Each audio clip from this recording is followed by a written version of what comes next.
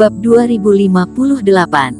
Pil penambah api level 5. Jadi aku hanya bisa mengikuti dan berhenti berdebat. Dan berbicara tentang itu, aku benar-benar tidak menyalahkan Erikkin karena marah. Kenyataannya tampaknya telah sewenang-wenang terhadap mereka guru dan murid. Dia diam-diam memarahi Ceko Li karena menyebabkan masalah, dan Penatua Zhang tidak punya pilihan selain mengeluarkan sebotol pil mujarab. Tetua Jing, kalian juga tahu bahwa aku paling suka memurnikan obat dalam hidupku.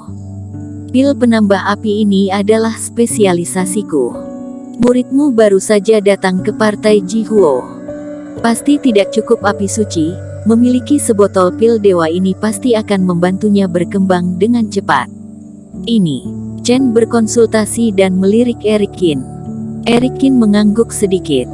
Chen penuh dengan kekaguman. Pil dewa, dan ini adalah pil mujarab terbaik Tetua Zhang. Di partai Jihuo, banyak kultivator yang memohon untuk membelinya. Alhasil, Erikkin hanya menggerakkan mulutnya, dan pihak lain langsung menawarkan sebotol pil mujarab. Baiklah, kalau begitu aku berterima kasih kepada Penatua Zhang atas kebaikannya. Chen mengambil alih Erikkin dan tersenyum.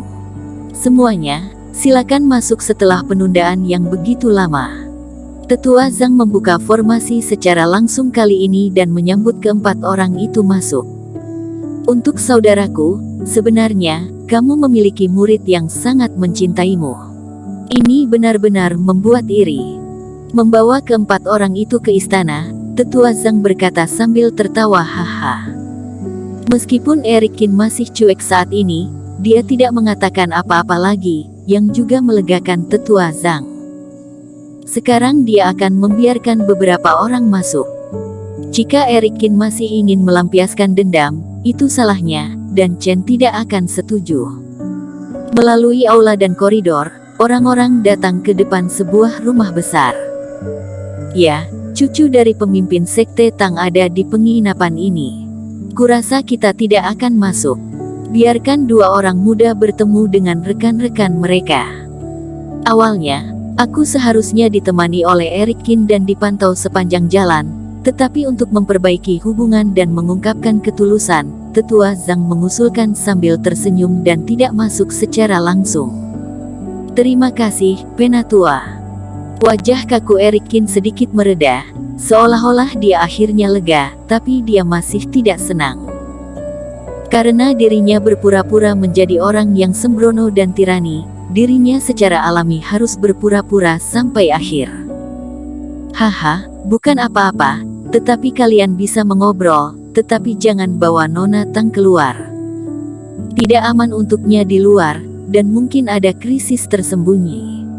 Dan ada pertempuran besar di sini. Kalau sampai dia pergi, itu akan sangat merepotkan. Penatua Zhang menghela nafas lega, dan sepertinya insiden ini sudah berakhir.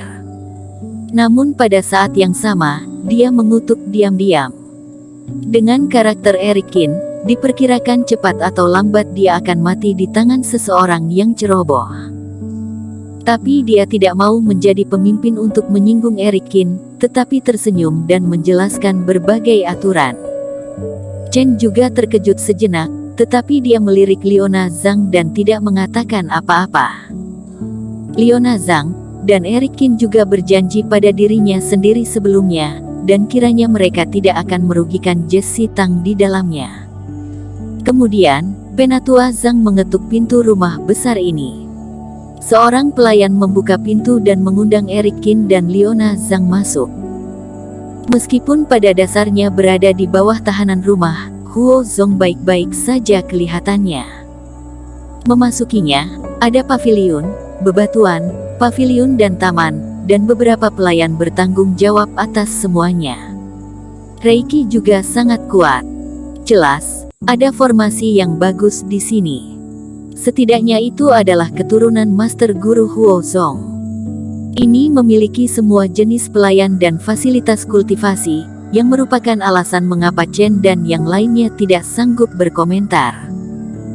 Gadis pelayan itu membawa Erikkin ke halaman jauh di dalam penginapan dan meminta mereka untuk menunggu, sementara dia masuk untuk melapor. Adik seperguruan, tidak tahu orang seperti apa Nona Tang. Leona Zhang berdiri di samping dan berkata dengan harapan.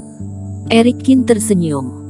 Menurut Chen, itu mungkin wanita miskin seperti wanita di keluarga besar.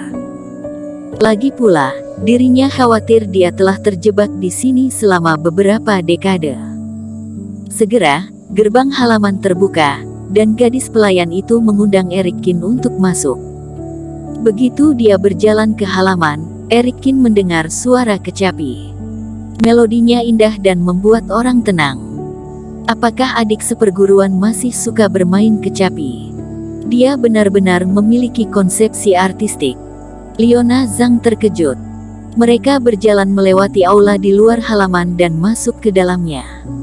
Ditemukan bahwa dua wanita bermain kecapi sedang duduk di sudut halaman.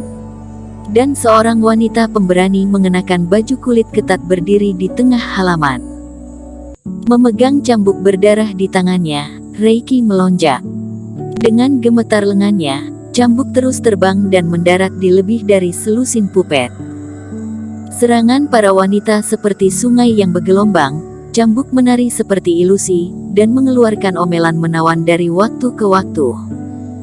Cambuk itu meledak di pupet itu, dan suaranya menggelegar. Kekuatan setiap pemboman cukup besar. Namun, Eric Qin berdua berada di luar halaman dan terhalang oleh formasi, sehingga mereka tidak mendengarnya sama sekali. Tidak ada keraguan bahwa dari usia kultivasi, wanita ini adalah Jessie Tang, cucu dari Master Sekte Tang. Eric Qin terlihat sedikit aneh. Ini yang dikatakan Chen, keponakan yang lemah dan pemalu. Bersambung.